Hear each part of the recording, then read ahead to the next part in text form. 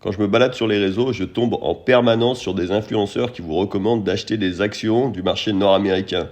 Et principalement des boîtes comme Tesla, comme Nvidia et d'une manière plus générale, toutes les boîtes qui font partie du GAFAM. Et j'aimerais qu'on prenne quelques secondes pour réfléchir un petit peu à tout ça. Parce que effectivement, c'est bien gentil de recommander ce qui a été pertinent donc sur la décennie précédente, mais pas sûr qu'on soit exactement dans une situation qui soit pertinente pour commencer à investir aujourd'hui beaucoup d'argent dans les actions du S&P 500. Alors pour ceux qui ne sont pas au courant, le S&P 500, c'est juste un indice, donc ça regroupe les 500 plus grosses valorisations américaines. Dans cet indice, vous avez principalement, vous avez un peu tous les secteurs d'activité qui sont représentés, mais vous avez quelques boîtes qui représentent une part importante de l'indice. Et les boîtes en question, tout le monde les connaît, c'est notamment les GAFAM, donc toutes les multinationales du numérique, toutes les grosses entreprises américaines qui font la croissance du marché action actuellement, et notamment Google, Amazon, Facebook, donc plutôt Meta, etc., etc. Alors, pourquoi je vais vous en parler? Parce que, d'une manière générale, sur la décennie passée, l'évolution du Nasdaq a été très très positive. Donc les gens qui ont investi il y a 10 ans sur les actions en question, donc sur les grandes boîtes américaines, on peut mentionner Tesla, Amazon, Google, etc., etc., et ben ces gens-là, ils ont gagné beaucoup d'argent. Et aujourd'hui, vous vous retrouvez avec des influenceurs qui essayent de vous raconter, de vous convaincre que vu que ces entreprises, ces actions ont fait énormément de valeur, c'est-à-dire que la valeur des actions en question a énormément monté sur la décennie passée, c'est pertinent d'acheter aujourd'hui les titres en question. Et c'est là-dessus que je voudrais vous faire réfléchir un petit peu. Alors pourquoi je vais vous faire réfléchir ? Parce que typiquement, historiquement, si on prolonge un petit peu les courbes, ça n'a pas toujours été intéressant d'acheter à tout moment. On nous fait croire que d'une manière générale, si vous achetez les actions au plus haut, c'est pas grave, vous avez juste à attendre et dans tous les cas, vous allez créer de la valeur.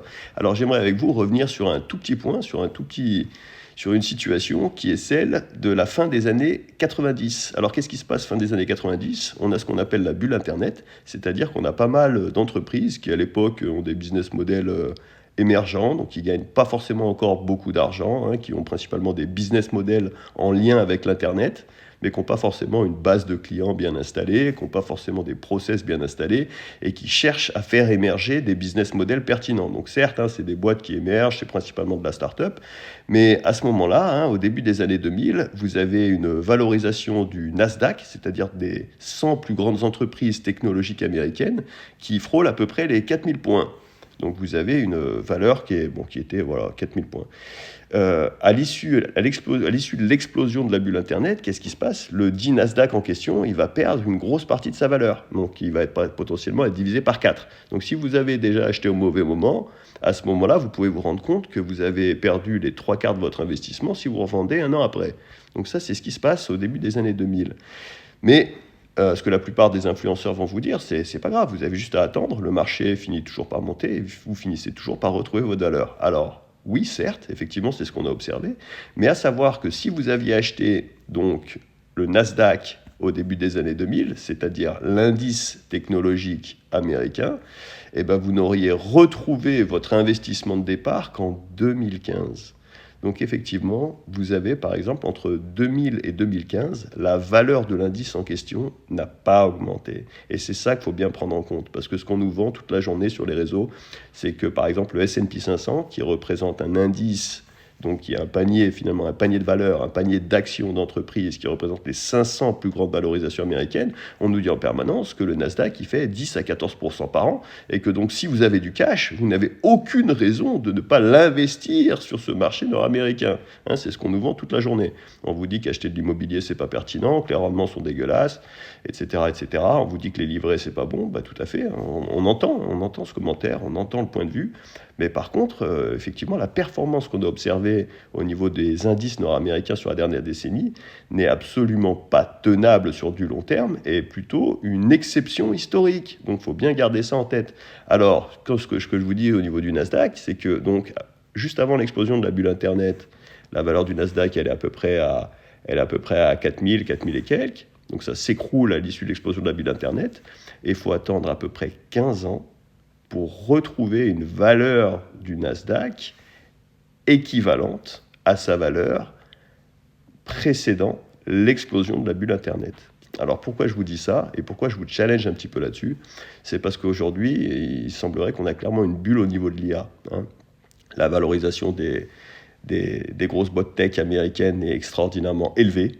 Et donc aujourd'hui, effectivement, si vous rentrez, si vous achetez ces actions-là, vous n'êtes pas du tout à l'abri de ne pas perdre de l'argent si vous conservez ces titres pendant quelques années dans les années qui viennent. Donc certains y croient, certains ont envie d'investir là-dessus, certains investissent beaucoup d'argent là-dessus, certains investissent tout leur argent là-dessus. C'est absolument pas recommandé. C'est-à-dire qu'aujourd'hui, je pense qu'il y a un vrai risque, du coup, à investir uniquement dans ces grandes entreprises pour essayer d'aller chercher de la performance sur les années qui viennent.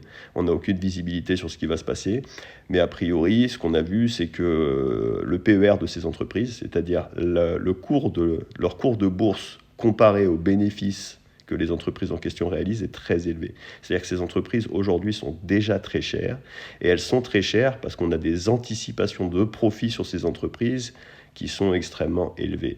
On n'est pas du tout sûr que les profits en question seront réalisés. Il y a un énorme pari qui est fait sur l'IA, et le marché intègre dans la valorisation des boîtes en question d'énormes profits réalisés avec l'IA, alors que là, il y a un vrai pari. Potentiellement, on ne sait pas du tout ce qui va se passer dans les années qui viennent, mais à savoir que si on a un ou deux événements défavorables, si potentiellement on a un retournement de tendance en ce qui concerne l'IA et la pertinence des investissements énormissimes qui sont réalisés par les acteurs principaux de l'IA, à savoir par exemple si on prend OpenAI, si on prend Meta, c'est des boîtes qui investissent des centaines de milliards dans des infrastructures, donc dans des data centers qui ont vocation à permettre de déployer ensuite des solutions IA qui elles-mêmes sont censées à terme générer énormément de valeur donc, pour l'entreprise et donc pour les actionnaires. Si cette promesse n'est pas tenue, on peut se retrouver dans les mois qui viennent ou les années qui viennent avec un énorme crash au niveau de ces valeurs, hein, du fait des investissements non rentables, et ça peut provoquer potentiellement une décennie perdue au niveau de vos investissements. Donc attention, investissez pas tout votre argent dans les valeurs technologiques américaines, soyez prudents, regardez un petit peu ce qui se passe, mais d'une manière générale, ne suivez pas à l'aveugle les conseils qui sont divulgués sur Internet et qui consistent à vous dire finalement que acheter des actions des grandes boîtes nord-américaines, c'est ce qu'il y a de plus pertinent pour les années qui viennent. Allez, ciao.